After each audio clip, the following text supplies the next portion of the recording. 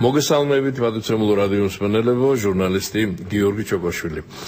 ჯერ შეგახსენებთ, რომ FM 102.4-ზეა ამ ტალღაზეა მომართული თქვენი რადიო მიმღებები, საზოგადოებრივ რადიოს, რადიო 1-ს უსმენთ და ღია სტუდიის სტუმარი. დღეს ღია სტუდია სტუმრობს საქართველოს ოკუპირებული ტერიტორიებიდან იძულებით გადაადგილებულ პირთა განსახლების და ლტოლვილთა სამინისტროს დევნილთა საკითხების დეპარტამენტის ხელმძღვანელი ბატონი მურად აბლოთია. მოგესალმებით ბატონ მურად. მოგესალმებით. მადლობას მოგესალმებით მომბრძანებისთვის და ჩვენს მსმენელებს შევახსენებ, რომ ვისაც სურვილი გექნებათ ბატონ მურადს დაუკავშირდეთ ღია ეთერში, ან მოსაზრება გამოთქვათ, ან შეკითხვა დაუსვათ მას, აი ამ ტელეფონებით უნდა ისარგებლოთ 240 91 92 და 240 92 92. ბუნებრივია, განსაკუთრებულ ყურადღებას ვთხოვთ იძულებით გადაადგილებულ პირებს, ვინაიდან სწორედ ამ მათ საჭიროებებზე, იმ საკითხებზე იქნება დღეს მსჯელობა გადაცემაში, რაც სწორედ დევნილთა, მოდი თქვა პირდაპირ პრობლემებთან არის დაკავშირებული, იმიტომ დამეთანხმებით ბატონო მურად ალბათ, რომ პრობლემა უფრო მეტია ვიდრე დაუშვათ გაკეთებული საქმეები. თუმცა უნდა თქვას ესეც ღიად, რომ ხელისუფლება თავს არ ზრგავს, თანხებს არ ზრგავს, რის შესაძლებლობაც არის თანდათან დღითი დღე უფრო და უფრო მეტი რამ კეთდება და სამომავლოდ კიდე უფრო მეტი იგეგმება დევნილთა პირობების გაუმჯობესებისთვის და მოდი პირდაპირ ამით დავიწყოთ, ვინაიდან ზოგადად ცნობილია ყველასათვის ჩვენი მსმენელებისთვის, რომ განსაკუთრებული პრობლემა მიუხედავად იმისა, რომ საომარი მოქმედებების დასრულების შემდეგ დიდი დროა გასული, ყველაზე დიდი პრობლემა მაინც საბინაო საკითხია. ნომერ პირველი პრობლემა ნამდვილად არის საცხოვრებლით უზრუნველყოფის საკითხი, ვინაიდან 20 წლის განმავლობაში მოხერხდა, რომ მხოლოდ დევნილების დაახლოებით 30%-მდე იქნა დაკმაყოფილებული საცხოვრებლით. შესაბამისად, ეს პრობლემები, ესე ვთქვათ, ყველაზე მნიშვნელოვანი პრობლემა არის დღეს. ამ მიმართულებით აქტიურად მუშაობს სამინისტრო ბოლო 2 წლის განმავლობაში, ახალ-ახალი მიდგომები, ესე ვთქვათ, იქნა შემუშავებული ამ კუთხით.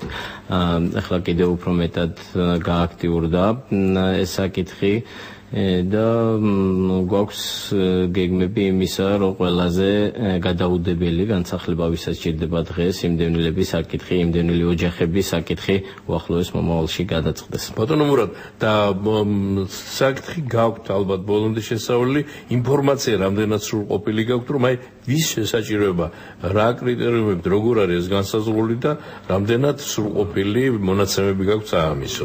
იმიტომ რომ ბევრი არიან დევნილები, ვიცით ჩვენ და თქვენ გადაცემამდეც მითხარით ამის თაობაზე, რომ 53,000 ოჯახს ქონია ეს პრობლემა დღეს. დღესდღეობით ჩვენ 2013 წელს ჩავატარეთ დევნილთა ხელახალი რეგისტრაცია, რომლის დროსაც იყო შეკითხვა დასმული და გამოკითხვა, გარდა ამისა მონაცემთა ბაზა სტანდარტდებოდა მათ მიერ, ესე ვთქვათ, კითხვაზე გაცემული პასუხები. დღევანდელი მონაცემებით 53,000-მდე ოჯახი არის, რომელსაც არ მიუღია სახელმწიფოსგან, ესე ვთქვათ, საცხოვრებელი ფართი. თუმცა მათ შორის დაახლოებით 33-34,000 ოჯახი არის, რომელიც საჭიროებს გადაუდებელ დახმარებას საცხოვრებლით უზრუნველყოფასთან დაკავშირებით. დანარჩენი ოჯახები არიან, რომელმაც საკუთარი სახსრებით შეიძინეს და შეძლეს, ესე ვთქვათ, მეტნაკლებად თავიანთი თავშესაფრის მოწყობა. ასე რომ ძალიან დიდი ციფრია, თუ იმას შევადარებთ, რომ 20 წლის განმავლობაში იყო სულ 28,000 ოჯახი დაკმაყოფილებული. დღეს მდგომარეობით ბოლო 2 წლის განმავლობაში 2,500-ზე მეტი ოჯახი იქნა კიდევ დამატებით დაკმაყოფილებული და 2 წლის განმავლობაში 2,500. ეს პროპორციებია, როგორ პროცენტულად თუ შეგიძლიათ ესე იგი რას ნიშნავს ეს ციფრი? გაგვიშიფროთ. ესე იგი ჩვენ მართალია პირველი წელი ფაქტიურად იყო იმისი, რომ მოსამზადებელი წელი, რომ რაღაც პროექტები წამოგვეწყო ამ მიმართულებით. შესაბამისად, ძირითადი ნაწილი, რომელიც აკმაყოფილდა ეს 2013 წლის მეორე ნახევარი და 2014 წლის პირველი ნახევარი არის ეს ოჯახები, ეს 2500 ოჯახზე მეტი, რომელიც დავაკმაყოფილეთ.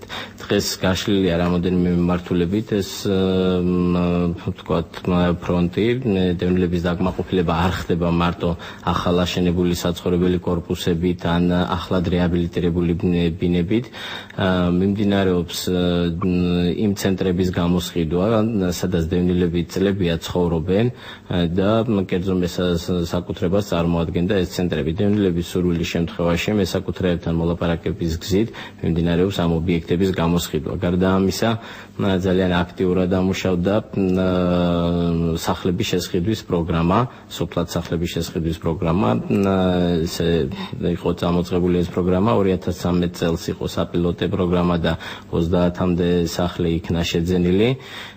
წელს უკვე ამ მიმართულებით წლის მეორე ნახევარში ძალიან გააქტიურდა ეს პროგრამა სამინისტროს ხელმძღვანელობის მხარდაჭერით და უკვე 94 სახლზე თანხმობა შესყიდვაზე იქნა თანხმობა გაცემული სამინისტროს მხრიდან. გარდა ამისა მივიღეთ ისევ განაცხადები, 466 განაცხადი გვაქვს მიღებული, რომლის განხილვაც უკვე ნოემბრის თვეში იგეგმება და გადაწყვეტილებების მიღება. ეს გამდენი სურვილია, რომ სოფლადაც დასახლდეს და კი ბატონო, გარდა ამისა ეს ხო რა თქმა უნდა, მაბატე ჩაგეჭერეთ საუბარში, მაგრამ ეს ხო რასაკვირველია ურთიერთშეთანხმებით და არა იძულების წესით. დევნილები თვითონ ეძებენ იმას, თუ რისი შეძენა სურთ, რომელი სახლი ეს არის განსხვავება წინა წლებთან შედარებით, თვითონვე ირჩევენ იმას, თუ რისი შესყიდვა სურთ. გარდა ამისა, ჩვენ უკვე ამ წელს შესაძლებლობა მოგვეცა, რომ დევნილებთან თანადაფინანსებით მოხდეს ამის შესყიდვა. და ასევე არ არის შეზღუდული ქალაქში შესყიდვა ბინების. თუ დევნილს აქვს სურვილი, მას შეუძლია ნებისმიერ ქალაქში, სოფელში, სადაც უნდა ან 20,000 ლარის ფარგლებში შეიზინოს ეს, ან თუ უფრო მეტი ღირს და მას შეუძლია თანადაფინანსება გაწიოს, ამ შემთხვევაში სახელმწიფო 20,000-ით შედის, ასე ვთქვათ. დიახ, 20,000-ით შედის ამ შემთხვევაში მონაწილეობს სახელმწიფო. და რაც მთავარია, წლების განმავლობაში ხდებოდა სახელმწიფოს მიერ სახლების შესყიდვა, რომელიც არ იყო გადაფორმებული დევნილებისთვის და ველოდებოდნენ თვეები, ზოგიერთი სახლი წლებია სახელმწიფოს ბალანსზეა, დევნილისთვის გადაცემულია, მაგრამ მათ საკუთრებაში არ აქვს. იმიტომ რომ ამას კიდევ დამატებით ცალკე პროცედურები სჭირდებოდა, რომელსაც ძალიან ბევრი, ესე ვთქვათ, პრობლემები ახლდა წინა პერიოდში. ეხლა უკვე ამ პროგრამის ფარგლებში მესაკუთრე იმ თავითვე დევნილი ხდება. სახელმწიფოს საკუთრებაში არ გადმოდის, პირდაპირ დევნილი ოჯახი ხდება ამ სახლის მესაკუთრე თუ ბინის, რომელსაც ის შეიძენს. რაც ესე ვთქვათ, დამატებით ბიუროკრატიას ხსნის ასევე და დევნილებისთვის ძალიან მნიშვნელოვანი არის ეს ფაქტორი. ასე რომ რამოდენიმე მიმართულებით გარდა ამისა ჩვენ მუშაობთ 2015-16 წლის სამოქმედო გეგმაზე, სადაც ასევე ვფიქრობთ, რომ კიდევ ახალი სიახლეები იქნება შეტანილი და გვექნება კიდევ სხვა შესაძლებლობები დევნილებისათვის მათი საცხოვრებლით უზრუნველყოფის თვალსაზრისით. მადლობა, ვიდრე მე კიდევ რამდენიმე შეკითხვას დააგისვამთ, ასე ვთქვათ, სარედაქციოს, მანამდე მსმენელის გველოდება და მისი მოსაზრება ან შეკითხვას უნდა მოვისმინოთ ახლა, ალო გისმენთ? გამარჯობათ. გაგიმარჯობთ. ახლახან ჩემი ახლობელი ჩამოვიდა დონეცკიდან, სადაც 31 წელიწადი ცხოვრობდა და ახლა დააბომბეს მათი უბანი და იქ ცხოვრება ალბათ ძალიან დიდხანს შეუძლებელი იქნება, ეს უკვე 60 წელს გადაცილებულია და მას უნდა რა თქმა უნდა საქართველოში დამკვიდრება, მაგრამ აქ აღარაფერი აქვს და რის იმედი შეიძლება კონდეს ამას დევნილია და დახმარება. ეს აფხაზიდან დევნილია თუ უბრალოდ იქ დონეცკში ცხოვრობდა? დონეცკში ცხოვრობდა. გასაგებია. მრავალი წელიწადი. გასაგებია. ეს უკვე ფაქტობრივად გამოდის, რომ ტოლვილი. ხომასეა, მადლობა ზარისთვის გალბატონო, გიპასუხებთ ბატონი მურადი, მე მას უზავ ამ შეკითხვას. ეს უკვე დევნილთა კატეგორიაში ეს პიროვნება თუ საქართველოს მოქალაქე არ არის, ამ შემთხვევაში გამოდის რომ არ არის, როგორც ჩვენ მსმენელები ბრძანებს, დონეცკში არის ტოლვილი და არა დევნილი ამ შემთხვევაში და მათზე სხვა რეგულაციებია, სხვა თუმცა უნდა ითქვას, რომ სწორედ მათი საკითხებიც წყდება ამ სამინისტროში, რომლის წარმომადგენელი ბატონი მურადი, უბრალოდ ბატონი მურადი ამ საკითხებით არ არის დაკავებული, ის დევნილთა საკითხების დეპარტამენტია. არის განსხვავება, ეს ალბათ არ არის ამის განმარტება ახლა საჭირო, მაგრამ დევნილსა და ტოლვის შორის დიდი სხვაობაა. ჩვენობას რადიოს მშვენობას, ვისაც დავუშვათ რაღაც სიახლეეს, მათთვის მათ გასაგონად ვამბობთ, დევნილია ის ადამიანი, რომელიც თავის სამშობლოში, თავისი საცხოვრებელი სახლიდან არის იძულებით გადაადგილებული და რატომ და როგორ მოხდა ეს ყველასათვის თქვენთვის კარგად არის ცნობილი, ხოლო ტოლვილია ის, რომელიც სხვა ქვეყნიდან არის რაღაც მიზეზების გამო ჩვენი ქვეყნის ტერიტორიაზე მოხვედრილი და მათზეც ზრუნავს ჩვენი სახელმწიფო. ასე რომ დონეცკიდან ტოლვილი ჩვენი თანამემამულე აუცილებლად დაიმსახურებს ყურადღებასაც და უნდა მიაკითხოს სამინისტროს და ეს თავისი პრობლემების თაობაზე განცხადება შეიტანოს, მიმართოს სამინისტროს, როგორც გითხარით, ბატონი მურადი დამიდასტურებს, რომ სახელმწიფო მათზე ზრუნავს. ძალიან აქტიურად მუშაობს ამ მიმართულებით ტოლვილთა საკითხების დეპარტამენტი და შესაბამისად შეუძლია მემართა სამინისტროს და გაუწევენ შესაბამის დახმარებას. მადლობა, მსმენელი კიდევ ხაზზე. ღია სტუდია გისმენთ, ალო.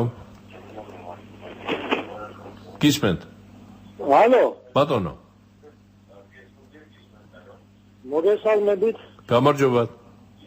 ბატონო გიორგი და მიესალმებით თქვენ სტუმარს და შეკითხვა მაქვს. მანამდე ბატონი მურადი ხომ თქვენ სტუმარი? მურად აბლოქი. თქვენ გალიდან ხო გზამდებით? კი ბატონო გალიდან. ხო, გალი პირველი გალიდან ვარ. მე ამჟამად ახლა დირექტორ ხონში ვცხოვრობ, მე ხონი. აჰა. ხვიჩა აბაშია ვარ.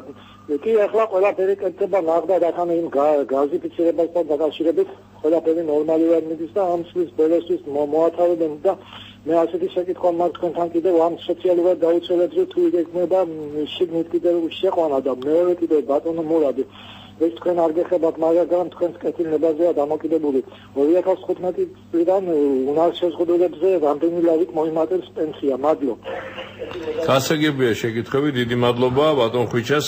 ბატონი ხვიჩა აბაშია როგორც თვითონ ბრძანა დავიკავშირდა ხონიდან ვიდრე ბატონ ხვიჩას უპასუხებ ალბათ დაგველოდება და მოისმენს თქვენს პასუხს მე მინდა ეს თემა პრინციპში შეიძლება ითქვას ამოუწურავია ბატონო მურად მაგრამ ერთგვარად დავასრულოთ აი ამ საბინაო პრობლემებზე საუბარი რა კეთდება და რას გეგმავთ თქვენ უკვე 2015-16 წლებით ახსენეთ და მოდით ერთ ესეთ ფუნდამენტურ კითხვას დაგისვათ თუ შეიძლება 2015-16 წელი გათვლილი გაქვთ რა უნდა გააკეთოთ იმისათვის რომ საბინაო პირობები გაუმჯობესოთ დევნილებს ჩემი კითხვა ასეთია რას ვარაუდობთ როდისთვის ვარაუდობთ ამ პრობლემების მოწესრიგებას საბოლოოდ რომ ყველას ჰქონდეს ვინა ეს ვიცი რომ შორს მიმავალია მაგრამ აი თქვენ როგორ გაქვთ გათვლილი სრულად ყველა დევნილი ოჯახის დაკმაყოფილების კონკრეტული ვადის დასახელება ამ წუთას მე გამიჭირდება, თუმცა 2015-16 წლებში მე გითხარით, რომ ალბათ ძირითადად გადაუდებელი დახმარება ვისაც ჭირდება საცხოვრებლად უზრუნველყოფაზე, ამ ოჯახებზე იქნება ძირითადად ეს გათვლილი შესაბამისი ჩვენი ბინით უზრუნველყოფის წესი და კრიტერიუმები სწორედ ამას გულისხმობს. ამ წუთას ჩვენ გვაქვს მიმდინარე პროექტები, რეაბილიტაციის პროექტები საქართველოს რეგიონებში, თითქმის ყველა რეგიონში გვაქვს ეს პროექტები, ასევე მშენებლობა, ნახალი მშენებლობა ქალაქ ზუგდიდში, რომელიც წლის ბოლოსთვის იქნება დასრულებული 10 საცხოვრებელი კორპუსის მშენებლობა დასრულდება, 320 ბინა იქნება. გვაქვს ქუთაისში 3 ობიექტი, გორში გვაქვს ობიექტი, ვაზიანში გვაქვს ობიექტები, რომელიც ძირითადი ნაწილი ამათი მიმდინარე წელს დასრულდება, ნაწილი მომავალი წლის პირველ ნახევარში, ხაშურში, ბორჯომში, ახალციხეში, კასპში გვაქვს ახლა ობიექტი, ანუ კორპუსები, რომელიც აშენებულია, ახლად აშენებული, ან რეაბილიტირებული. ასე რომ ძალიან აქტიურად მუშაობთ ამ მიმართულებით, ასევე ძალიან მნიშვნელოვანია თბილისთან მიმართებაში, თბილისში ჩვენ გეგმავთ რომ შევიძინოთ ბინები, ახალ აშენებულ კორპუსებში საცხოვრებელი ბინების შეძენა დევნილებისთვის. მაგრამ თქვენ როგორ ბრძანეთ 20,000-ია ეს სხვა პროგრამა არის ამ შემთხვევაში თვითონ სახელმწიფო ყიდულობს ამ ბინებს და ჩვეულებრივი კრიტერიუმების მიხედვით განაწილდება ახალაშენებულ კორპუსებში ახლა ყალიბდება თუ რა სახით როგორ ანაერად ამ წელს კონკრეტული კრიტერიუმების შესყიდვის არ არის განსაზღვრული კონკურსი გამოცემული მომავალი წლის ბიუჯეტით იქნება შეძენილი ასევე გეგმება წელს გარკვეული მოლაპარაკებებია კომპანიებთან, სადაც შეიძლება შევიძინოთ ეს ბინები წლის ბოლომდე. ასე რომ ამ მიმართულებითაც თბილისშიც ესე ვთქვათ, იმიტომ რომ სახელმწიფო საკუთრებაში არსებული ობიექტები, რომელსაც წინა წელს რეაბილიტაციას ვახდენდით, ეს არ არის ამოუწურავი, შესაბამისად ეს რესურსები ძალიან მცირეა დღეს. ამიტომ მიმართულება იმის, რომ ახალი მშენებლობების დაწყება თბილისში გარკვეულ დროსთან იყო დაკავშირებული, მინიმუმ 2 წლიანი პროექტი იქნებოდა და ამიტომ იქნა გადაწყვეტილება მიღებული ეკონომიკურ საბჭოსთან ერთად, რომ მიმდინარე მშენებლობებში მოხდეს შეძენა ბინების, რაც ასევე ქართულ მენაშენეებსაც ხელს შეუწყობს, ესე ვთქვათ, გარკვეულად ამ მიმართულებით იმ ბაზრის განვითარებაში და ასე შემდგომ ქვეყნის ეკონომიკასაც წაადგება ეს. კი ბატონო, ისიც სათქმელია და ჩვენმა მსმენელებმა ბუნებრივია იციან, რომ უკვე დასრულებულ საექსპლუატაციოდ გადაცემულ შენობებშიც არის ბინები. თავისუფალი ბინები არის, რომლის შეძენა შეიძლება ნებისმიერ დროს. გააჩნია მართლაც თქვენ რა კრიტერიუმებს განსაზღვრავთ, რა თანხა გექნებათ საამისოდ, შესაძლებლობა როგორი გექნებათ, აი ეს თემები იქნება ალბათ საბოლოო დახვეწილი ამ მოკლე ხანში, ხო ბატონო მურატ? სახლების შეძენა ინდივიდუალურად, როცა ბინების შეძენა, როცა ინდივიდუალურად კონკრეტული ოჯახი ითხოვს შეძენას, ამ მიმართულებით ყველაფერი ჩამოყალიბებულია, განსაზღვრულია, მიმდინარეობს უბრალოდ მომავალ წელს თითქმის სამმაგდება ამ მიმართულებით ბიუჯეტი, თუ წელს ქონდა დაგეგმილი 2 მილიონი, მომავალ წელს ეს სამჯერ მეტი არის წინასწარი. ახლა ბიუჯეტი ჯერჯერობით დამტკიცებული არ არის, მაგრამ გეგმაში სავარაუდოდ თითქმის გასამაგდება ეს მიმართულება, იმიტომ ძალიან დიდი მოწონება დაიმსახურა ამ პროგრამამ, ესე ვთქვათ, დევნილებში და ამ მიმართულებით გააქტიურდება. გასაგებია, მოდით თუ იქნება ბინებთან დაკავშირებული კითხვები მოგვიანებით უპასუხოთ. ახლა რა კი უკვე დაისვა სხვა საკითხებზე შეკითხვები, გულისხმობ ისევ ხონიდან ბატონი ხვიჩა აბაშიას მიერ დასმულ შეკითხვას. აი ამ კითხვებსაც უპასუხოთ, რაც შეეხება უпроსორად მის საუბარში ძალიან საინტერესო თემები გამოჩნდა კიდევ სხვა გაზიფიცირება, რადგან ასევე გაქვთ თანხები გამოყოფილი და მუშაობთ. აი კიდევ გარდა საბინაო პირობებისა, რაზე მუშაობთ ჯერ ეგ გითხარით და შემდეგ კონკრეტულად ხვიჩას ბატონ ხვიჩას ჩვენ რამოდენიმე მიმართულებით აქტიურად მუშაობთ. ეს არის გაზიფიცირების საკითხი დევნილებისათვის, გაზიფიცირება და ამ მიმართულებით ზამთრის სეზონის მოახლოებასთან დაკავშირებით ძალიან აქტიურებული არის სამინისტრო.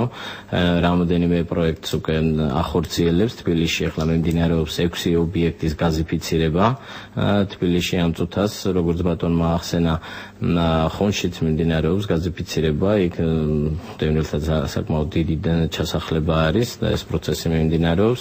ეს გაგრძელდება ყველგან რეგიონებშიც, თბილისშიც და აქტიურად მუშაობთ ამ მიმართულებით. გარდა ამისა, მიმდინარეობს რეაბილიტაციები, დევნილთა ჩასახლებების, ეგრეთ წოდებული ყოფილი კოლექტიური ცენტრების, დევნილთა ჩასახლებების, სადაც სახურავი საკანალიზაციო საკითხები, საკანალიზაციო პრობლემები არის ძირითადად ამ ძველ ობიექტებში. ამ მიმართულებით საკმაოდ აქტიურად მუშაობთ და მნიშვნელოვანი მიმართულება, რომელიც ამ წელს 2014 წელს სამინისტრომ წამოიწყო, ეს იყო უკვე პრივატიზებულ ობიექტებში, სადაც დევნილები ცხოვრობენ და საკუთრებაში გადავეცით, ამ ობიექტებში ადგილობრივ თვითმმართველობასთან ერთად მათი პრობლემების მოგვარება, თანადაფინანსებით. ჩვენ მერიასთან, თბილისის მერიასთან გამგეობებთან ერთად მუშაობთ ამ მიმართულებით და წელს დაახლოებით 100-მდე პროექტი იქნა განხორციელებული დევნილთა ჩასახლებებში, ზოგან სახურავი, ფასადი და ასე შემდგომ სხვადასხვა საკითხები იქნა მოგვარებული.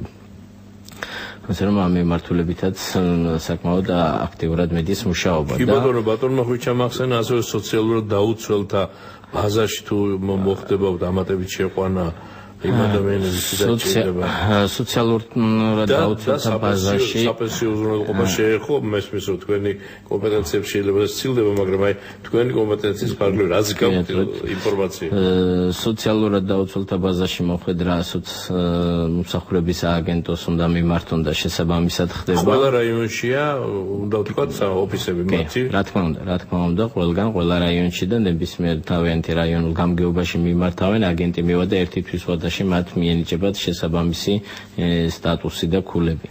რაც შეეხება პენსიებთან დაკავშირებით, ამ მიმართულებით მე კომპეტენტურად ვერ ვპასუხებ, იმიტომ რომ ეს ჩვენი კომპეტენცია არა, თუმცა მე ერთ რამეს ვიტყვი, რომ სოციალურად დაუცველ ოჯახებზე სულ ახლა ხანს 10 დღის წინ საქართველოს მთავრობამ მიიღო გადაწყვეტილება, რომ ყველა დევნილი ოჯახი, რომელიც არის სოციალურად დაუცველი და 10,000 ქულაზე ნაკლები აქვს, მათ მიეცემათ 200 ლარიანი ვაუჩერები ყველას, სპეციალური ბარათები, რომელიც შარშანას განვახორციელეთ წელს და წელსაც იქნება 23,000-მდე ოჯახი არის, ვინც ამ თანხას მიიღებს, რომელსაც მათ შეუძლიათ ელექტროენერგიისა და გაზის გადასახადისათვის გამოიყენონ. ასე ვთქვათ, სეზონური ვაუჩერი დიახ, რა თქმა უნდა, ზამთრის სეზონთან დაკავშირებით სოციალურად დაუცველ ოჯახებს, ვისაც 70,000 ქულაზე ნაკლები აქვს, ასე ვთქვათ, 23,000 ოჯახი მიიღებს. უკვე დაიწყო გაცემა 1 ნოემბერიდან მთავრობამ განკარგულება უკვე მიიღო,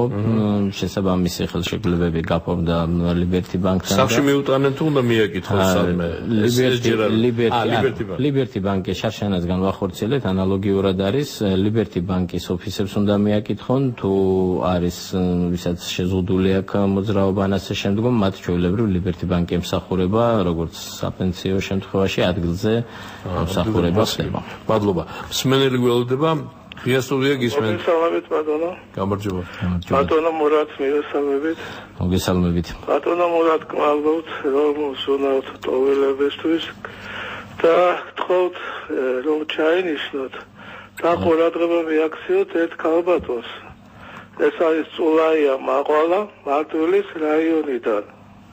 სოფელი თამაკონი, სოციალურად დაუცველი, სოხუმიდან ტოლვილი და ბევრჯერ შეიტანა განაცხადი დახმარებაზე სახლია, რომელშიც ცხოვრობს ენგრევა, ყველაფერი ტოლვილი ადამიანია, ნათესაублები და რომ დაეხმო შეიძლება ჩაინიშნოთ.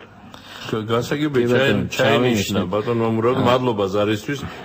მადლობა, ვიდრე უპასუხებთ ამ მსმენელს ბატონო მურატ, ჩვენი რეგლამენტის მიხედვით ნახევარი საერთო დროისად გავიდა თითქმის, უნდა შევახსენო ახლა ჩვენს რადიო მსმენელებს FM 102.4 ტალღაზეა მომართული თქვენი მიმღებები, ჩვენი ძირფასო რადიო მსმენელებო, საზოგადოებრივი რადიოს რადიო ერთს უსმენთ, ღია სტუდია პირდაპირ ეთერში, რომლის სტუმარი დღეს გახლავთ საქართველოს ოკუპირებული ტერიტორიებიდან იძულებით გადაადგილებულ პირთა განსახლების და ტოლვილთა სამინისტროს დევნილთა საკითხების დეპარტამენტის ხელმძღვანელი ბატონი მურატ აბლოთია და თუ გექნება ჩვენთან შეკითხვები, უпрозорეთ ბატონ მურატთან, აი ამ ტელეფონებით უნდა ისარგებლოთ 240 91 92 და 240 92 მაშხასე დევნილთა საკითხების დეპარტამენტის უფროსი ბატონი მურატ აბლოთია გახლავთ ღია სტუდიის სტუმარი. ჩვენი გაზემის მოსმენა სხვა დროსაც შეგიძლიათ, ახლა ღია ეთერში ვართ, მაგრამ გადაცემა იწერება და თუ სურვილი გექნებათ რომ სხვა დროს კვლავ მოისმინოთ იგი, ან ნებისმიერი ჩვენი ღია სტუდიის გამოშვება, უნდა შეხვიდეთ ჩვენს ვებგვერდზე, რომლის მესამართია რადიო 1.G. რადიო 1.G.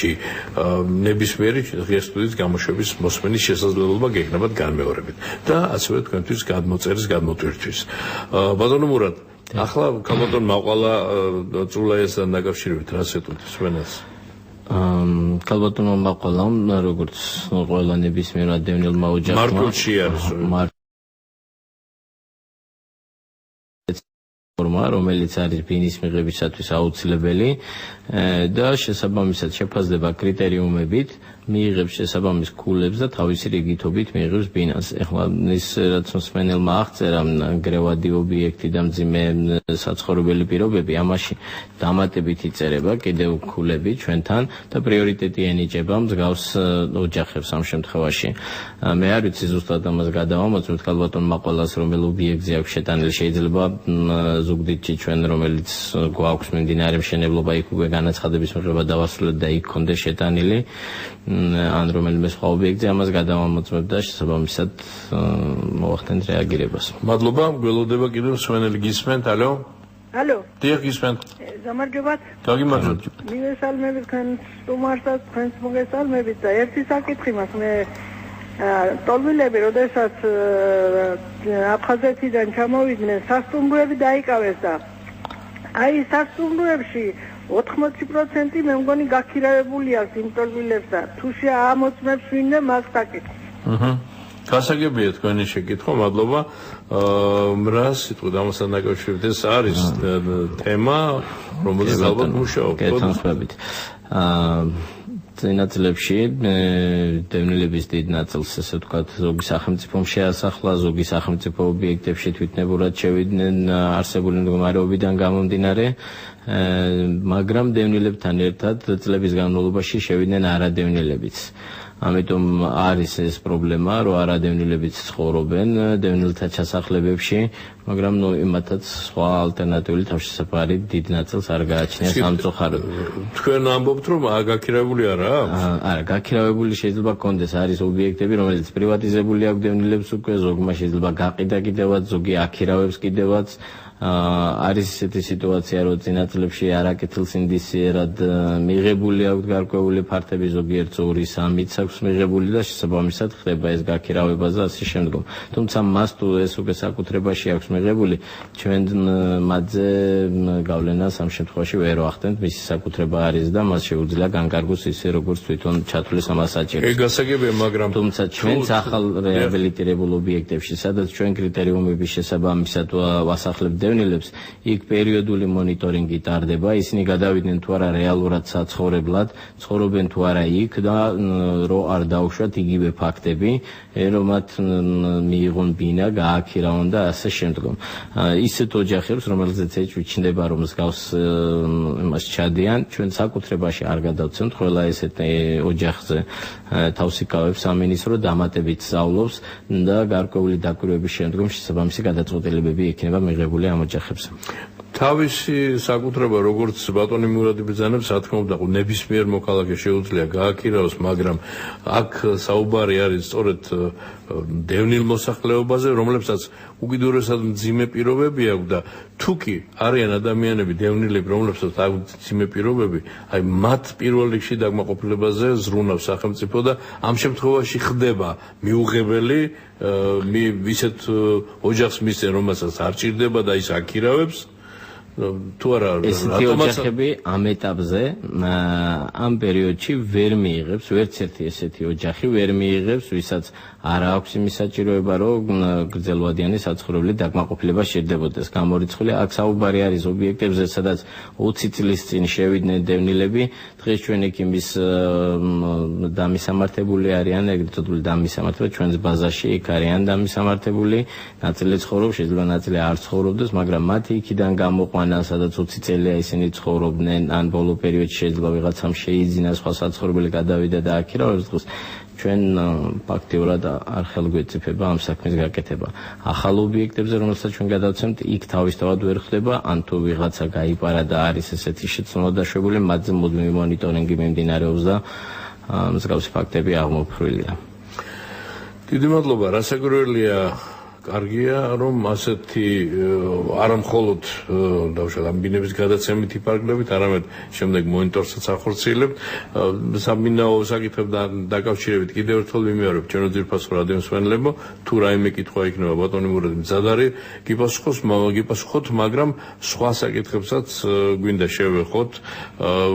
დღეს რაც შეეხება დევნილთა საყოფაცხოვრებო პირობებს, პირველ ყოვლისა ჯერ ეს საკითხებია ყველაზე მნიშვნელოვანი და ამიტომ საუბრობთ ამ საკითხებზე ამდენს. თუმცა კიდევ სხვა თემებიც არის, რომლითაც დაკავებულია დეპარტამენტი, რომლის ხელმძღვანელი ჩვენთან გახლავთ სტუმრად, მაგრამ თანდათანობით, რასაც მოვახერხებთ დღევანდელ გადაცემაში, ბატონო, ჯერ ეს ძირითადი საკითხები ამოვწუროთ. გეტყვით, ჩვენ გარდა იმისა, რომ დევნილთა გრძელვადიანი საცხოვრებლით უზრუნველყოფა ხდება, არის დევნილთა კატეგორია, რომელსაც ჩვენ ამ წუთას ბინას ვერ ვაძლევთ, იმიტომ რომ მუდმივად ეს პროცესი გარკვეულ დროსთან არის დაკავშირებული და ასე შემდგომ. გვაქვს დროებითი თავშესაფრით უზრუნველყოფის პროგრამა და ამ პროგრამის ფარგლებში გავცემთ ქირის თანხებს. ეს არ იყო წინა წლებში, მსგავსი პრაქტიკა არ არსებობდა. ჩვენთან ეს პრაქტიკა ახლა დაინერგა, იმიტომ რომ უკიდურესად გაჭირვებულ ოჯახებს, რომელიც არის სოციალურად დაუცველი, ან ვისაც ემუქრება გამოსახლება იმ საცხოვრებლიდან, სადაც ის ცხოვრობს, ან ძიმე საცხოვრებელ პირობებში, ვინც ცხოვრობს, ესეთ ოჯახებს ჩვენ თავაზობთ ქირით უზრუნველყოფას და სამინისტრო დღეისათვის 400-ზე მეტ ოჯახს უხდის ქირას, რომელიც სამინისტრომ უზრუნველყო ამ საცხოვრებელ ქირის თანხებით. გარდა ამისა, აპატივით, ვიდრე სხვა თემაზე გადახვალთ, რა კი ამ საკითხს შეეხეთ, მესმის გასაგებია, რომ თქვენი თემა არ არის, მაგრამ აი დონეცკიდან დევნილი ჩვენი ქართველი საქართველოს მოქალაქე, რომ ჩამოვიდა, ყოფილი მოქალაქე, რომელიც მრავალი წელი იქ ცხოვრობდა და რომელიც დღეს არის უკვე არადევნილი, არამედ ტოლვილი. მათაც შეიძლება როზე დახმარება, თუ იცი და აქვთ თქვენს მეზობელ დეპარტამენტს. კი, რა თქმა უნდა, არის ტოლვილთა და თავშესაფრის მარტივებელთათვის თავშესაფარი გაკეთებული მარტყოფში, რამდენადაც მე ვიცი, თან 2 ცენტრი არის და რა თქმა უნდა, მათ შეუძლიათ იქ მიმართონ და შესაბამის დახმარებას აღმოუჩენენ აბსოლუტურად. ეს იგი პირველი შეკითხვა რა იყო, ამიტომ დაუბრუნდი, ბოდის ვიხდი მე სხვა მსმენელებთან, მაგრამ იმიტომ დაუბრუნდი, რა კი ეს გაქირავება ახსენა, შეიძლება ახალჩამოსულ ადამიანს ეს ხელი შეშველებაც კარგი იყოს მისთვის და ესეც აკმაყოფილებდეს ამ პირველ ეტაპზე, ასე რომ დონეცკიდან ტოლვილი ადამიანი, ვის თაობაზეც პირველი ვეზარი შემოვიდა, აუცილებლად მიბრძანდეს სამინისტროში და შეიძლება აი ასეთი მომსახურება მიიღოს. ამ ეტაპზე პირველ რიგში, ვიდრე სხვა საკითხებზე გადახვალთ, თუ კიდევ გველოდება მსმენელი, ეს კითხვას მოვისმინოთ. ღია სტუდია გისმენთ, ალო? ალო, მოგესალმებით. გამარჯობა. ძალიან მომწონს თქვენი გადაცემა და თითქმის ყოველდღე გისმენთ. დიდი მადლობა. მაქვს ამეთი საშუალება. ძალიან სასიამოვნოა დღევანდელი თქვენი სტუმარი, ალბათ ზუსტად მიწრება იყო ჩვენთვის. ჩვენ გვაქვს ესეთი პრობლემა, ჩემი მამაკაცი ცხოვრობს გორში, რომელიც არის პირველი დევნილი, ცხოვრობს სიდებთან, ყავს 3 შვილი. მე ჩვენ ცხოვრობ წეროვანში, მე და ჩემი მეუღლე ცალკე ჩვენი ოჯახი გვაქვს ყავშვილები, მაგრამ ვერანაირი ეხლა რემონტდება რაღაცა შენობები, სადაც აძლევენ დევნილებს. აი, ვერანაირი საშველი ვერ ნახა ამ ადამიანმა, რომ მოკეთ მიიღოს ეს ბინა 3 შვილით არის, მამაკაცი მასთან არის, დედამიწები ჩემთან არის. ვერანაირი, ანუ არანაირი გზა არ არის, ამბობს, რომ არის ადამიანები, რომ მე რამდენიც იღებენ აი ბინებს. და შესაბამისად მე ვთვლი რომ უნდა ეს ადამიანები იმის დააკარგა სახლები და ღმერთმა მიწეს იმდენი ყველამ გააქირავოს და კონდეს შემოსავალი ადამიანებს და კონდეს იმის საშუალება სხვასაც რომ იქირავ. ამაზე არ არის პრობლემა, უბრალოდ როდესაც ხდება უსამართლობა 3 შვილის მამა, რომელიც ცხოვრობს სულში, სიდებთან, კონფლიქტში ცხოვრობს ბავშვები და ამას იქაური ხელისუფლება ანუ თვალს ხუჭავს ამაზე და მოსახლეობას რომელსაც ანუ უკვე მისცეს სახლი და მცირეწლოვანი შვილების მამას საფსარაძევენ, მე მგონი საყურადღებო არის და იქნებ სახელი და გვარი გითხრათ დაგვიზუსტოთ. მამუკა ზოზიაშვილი. კი ბატონო. ზოზიაშვილი? კი ბატონო, მამუკა ზოზიაშვილი და არ იქნება ცუდი თუ რომელიც ცხოვრობს გორში, გასაგებია. კარგი, მადლობა. მადლობა ზარისთვის. ამ ეტაპზე მე როგორც უკვე აღნიშნე, ის ოჯახები, ვისაც ერთხელ სახელმწიფოსგან მიღებული აქვს რაიმე სახის დახმარება საცხოვრებლით უზრუნველყოფასთან დაკავშირებით, გამორიცხულია რომ მეორეჯერ რაიმე მიიღონ.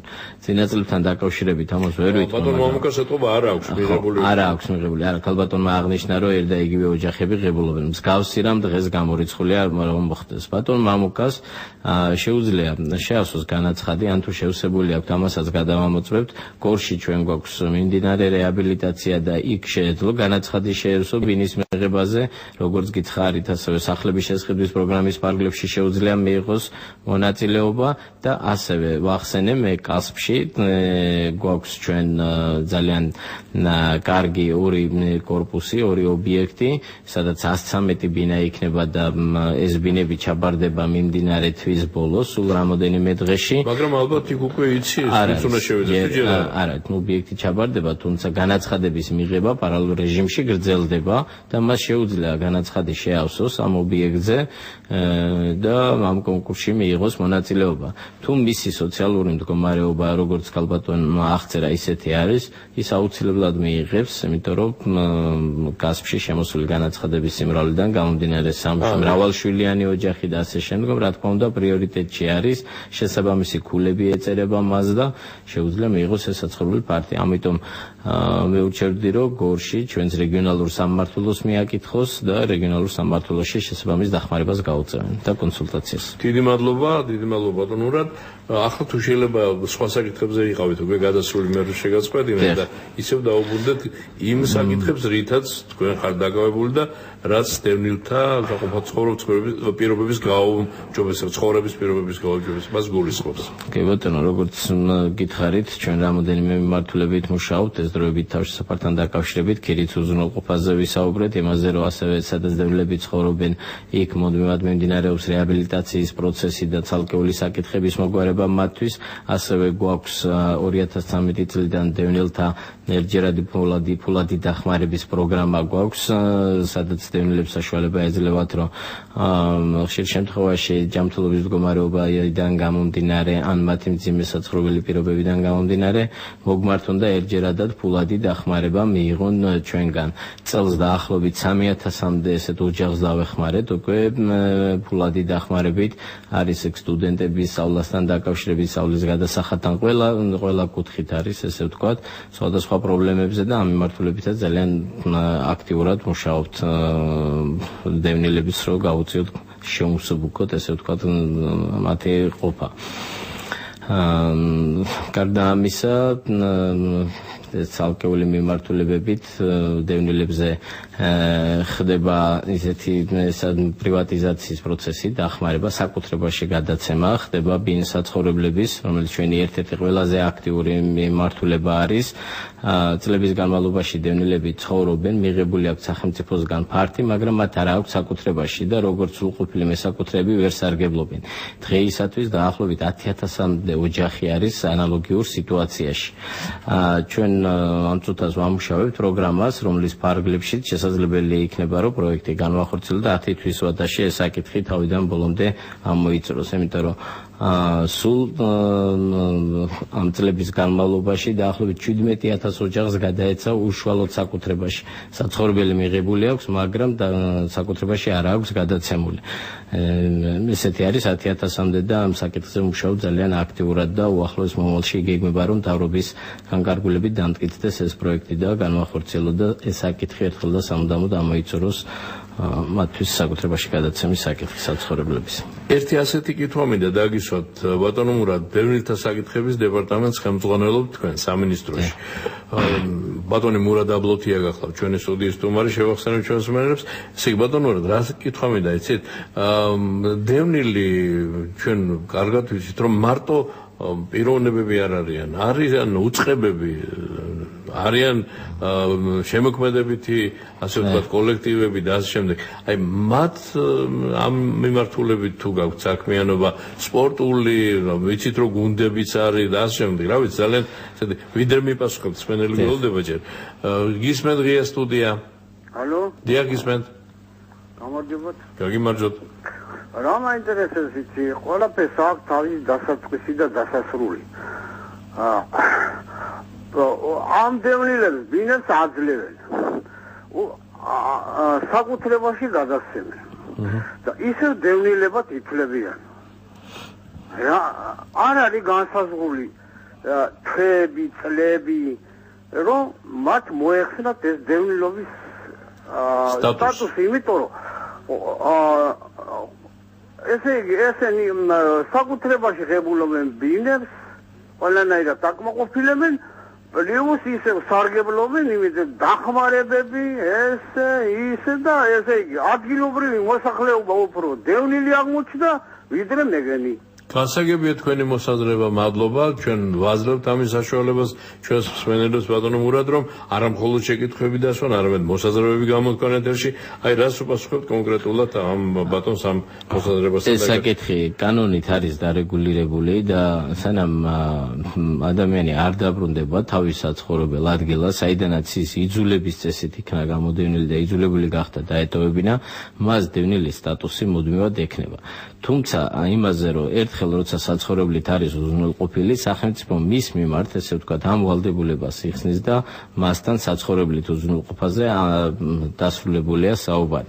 გარდა ამისა, ჩვენ ისეთ დევნილ ოჯახებს იცით რომ ნელ-ნელა სამინისტრო მიდის საჭიროებაზე მორგებულ დახმარებაზე, ამიტომ ამუშავდა კანონი, ახალი კანონი დევნილთა შესახებ, რომელიც მიღებული იქნა.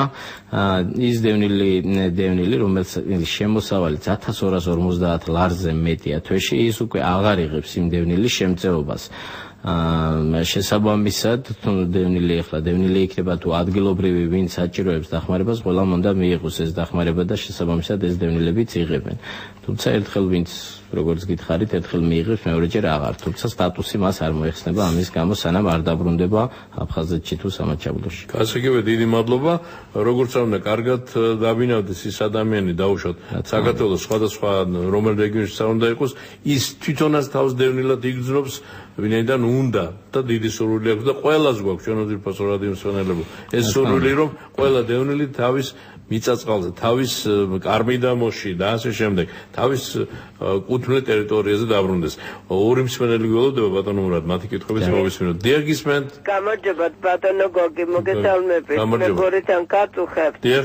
ხო და ბატონი მურადი გყავთ სტუმარი და მივესალმები ბატონ მურადი. მოგესალმებით. თუ გაქვთ მაგისი ტელეფონი საკონტაქტო რომ დაველაპარაკო, მეგორიდან გაწუხებთ. თქვენ მოდით ასე შევდახდეთ, თქვენი კოორდინატები დატოვეთ ახლა და გადაცემის შემდეგ დაგელაპარაკებით, მაშინ ბატონი მურადი მოგაზრდეთ ხმას. მეორე მსმენელი ჩავთოთ თუ შეიძლება. გისმენთ, ალო? გამარჯობათ. გაგიმარჯობთ. მოგესალმებით ბატონო გოგი. გამარჯობთ. ესეთი ორი შეკითხვა მაქვს თქვენ სტუმართან. კი ბატონო. ნუ რაღაცა ისე გაიჟღერა ადრე ამ თემასთან დაკავშირებით. ახლა თქვენმა სტუმარმა ახსენა თანადაფინანსება 20,000 ის პარლებში და რატომ არ აპირებენ ეს თემის გაკეთებას, რომ თქვათ გაეკეთებინათ გამოკითხვასავით რომ არის ახლა თქვათ უამრავ დევნილი აქვს კარგი სამსახური, ზოგს რაღაც კარგი ბიზნესი აქვს შემოსავალი და გაკეთებული იყო რაღაც თანადაფინანსებით კორპუსი საცხოვრებელი. აი ეს თავრობისგან იქნებოდა ის 20,000 ჩადებული, დანარჩენს თქვათ შეიძლება ახლა თუ დევნის ეკუთვნის თქვათ 2 ოთახიანი, უნდა 3 ოთახიანი. გააკეთებდა დანარჩენი იმის თქვათ დარიცხვის თანხის, თავრობისგან შეღავათი იქნებოდა რომ თქვათ ახლა ის როც თანადაფინანსებას აკეთებს, უფრო საქმე სწრაფად მიდის. დევნის გაყოფილია, მთავრობას გაყოფილია და ყველაფერი ფაქტობრივად მოგვარებული იქნებოდა და მეორე მაინტერესებს კიდევ აი ეს სხვა ობიექტები გამოყოფილი, როგორ შეიძლება ამ ობიექტების ნახვა და რა თქმა უნდა. მადლობა ზარისხებთ. ობიექტები თუ სად მიმდინარეობს რეაბილიტაცია, სად რა ეტაპზე, შეგვიძლიათ ჩვენც ვებგვერდზე ნახოთ. გარდა ამისა, ყველა კონკრეტულ ობიექტზე როცა ხდება განაცხადების მიღება, ცხადდება ტელევიზიითაც სხვადასხვა საინფორმაციო საშუალებებით, ხდება ამ ინფორმაციის გავრცელება. რაც შეეხება მეორე შეკითხვას, მე ვახსენე აქ საუბარში, რომ ჩვენ ახლა ვმუშაობთ 2015-16 წლის სამოქმედო გეგმაში, სადაც შეიძლება ეს საკითხიც იქნეს მოაზრებული. ამ მიმართულებით მუშაობთ და საკმაოდ ბევრი ახალი ინიციატივა იქნება, რომლითაც შესაძლებელი იქნება დევნილების ალტერნატიული საცხოვრებელი ფართით დაკმაყოფილება. მათ შორის ერთ-ერთი საკითხი ესეც განიხილება. დიდი მადლობა. და იმის გამო ბატონო მურად რომ საეთეროდ რომ პრაქტიკულად ამოგვეწურა სულ 2 წუთი გრჩება, აი ახლა თქვენ ბრძანეთ წუთის წინ რაზე მუშაობთ, ხო? უშუალოდ ამ ბინებთან დაკავშირებით. მოდით სამომავლო რა სიახლეებს გეგმავს სამინისტრო და კონკრეტულად თქვენი დეპარტამენტი, ამაზეც იქნება ამ 2 წუთში გვითხრათ. საომავლო სიახლეები, როგორც გითხარით, ეს არის, რომ თბილისში ძალიან მნიშვნელოვანი სიახლე ეს არის, რომ მოხდება მომავალ წელს ახალი აშენებული საცხოვრებელ კორპუსებში ბინების შეძენა, რაც პრაქტიკულად არასდროს არ მომხდარა და ახალ აშენებულ კორპუსში თბილისში ბინები არც ერთ დევნილს არ გადასცემია 20 წლის განმავლობაში და ეს ძალიან კარგი სიახლე არის. გარდა ამისა, როგორც გითხარით, თბილისში და რეგიონებში ძალიან აქტიურად წავა პროცესი, რომ კერძო საკუთრებაში არსებული საცხოვრებლების გამოსყიდვის, სადაც დევნილები წლებია ცხოვრობენ და საკუთრებაში არ აქვს კერძო მესაკუთრეების არის ესეთი ძალიან ბევრი ობიექტია და ეს აღწერა მაჩვენა. გარდა ამისა, რაც გითხარით, ერთ-ერთი ყველაზე მნიშვნელოვანი პროექტი, ეს იქნება დევნილთათვის საცხოვრებელი ფართების საკუთრებაში გადაცემის პროექტი 10,000-მდე ოჯახს 10 თვის განმავლობაში გადაეცემა საცხოვრებელი ფართები საკუთრებაში. და ისევე ის ძველი მიმართულებები, რომელიც ჰქონდა, უფრო დიდი ტემპებით და უფრო აქტიურად იქნება რეაბილიტაციებიც, ახალი მშენებლობებიც, ესე ვთქვათ, გაგრძელებული მომავალ წელსაც. სახლების შესყიდვის პროგრამაზე კი უკვე ვისაუბრე, რომ ამ მიმართულებით დაახლოებით 3-ჯერ იზრდება და ფინანსებაც და შესაბამისად უფრო მეტად აქტიურ ტემპში განხორციელდება. ჩემი წინა შეკითხვიდანაც იქნება რამე გითხრათ იმ შემოქმედებითი კოლექტივების სპორტული ამ მიმართულებით სამინისტრო აქტიურად არ მუშაობს, იმიტომ რომ შესაბამისი საბიუჯეტო ასიგნებები არ არის ამაზე გამოყოფილი, თუმცა ჩვენ ვცდილობთ, რომ გარკვეულ შემთხვევებში სპონსორების ან სხვების დახმარებით დავეხმაროთ. ზოგიერთ ესეთი შემთხვევა ჰქონდა, რომ თბილისის ზღვაზე დევნილთა ჩასახლებაში არის ბავშვთა საფეხბურთო გუნდი, რომელსაც შარშან დავეხმარეთ ჩვენ გარკვეული სპონსორების დახმარებით და წელსაც ანალოგიურად სპონსორების და არა საბიუჯეტო სახსრების დახმარებით. ძალიან კარგია, რომ საბიუჯეტო თანხები ასე მკაცრად არის გაწერილი და მართლა დევნილ მოსახლეობის პირველად საჭიროებებს ხმარდება. ძალიან კარგია და წარმატებები მინდა გისურვოთ, ვინაიდან როგორც გითხრათ, დრო პრაქტიკულად ამოგვეწურა. შევახსენებ ჩვენს რადიო მსმენელებს საქართველოს ოკუპირებული ტერიტორიებიდან იძულებით გადაადგილებულ პირთა განსახლების და ტოლვილთა სამინისტროს დევნილთა საკითხების დეპარტამენტის უფროსი ბატონი მურად აბლოთია სტუმრობდა ღია სტუდიას. მადლობა ბატონო მურად თქვენ და თქვენთან ერთად მადლობას ვეუბნები ჩვენს მსმენელებს ყურადღებისათვის, იმ აქტიურობისთვისაც რა თქმა უნდა, ვის დაგვირეკა და კითხვები დასვა, მაგრამ მადლობა ყველას. დიდი მადლობა, რომ უსმენთ საზოგადოებრივ რადიოს, დიდი მადლობა, რომ უსმენთ ღია სტუდიას. დღევანდელ გადაცემაზე მუშაობდით ლია ციკლაური, ნათი არველაძე, ლელა ვაშაკიძე, ინგა გურგენაძე და გიორგი ჩოკვაშვილი. მომავალ შეხვედრამდე.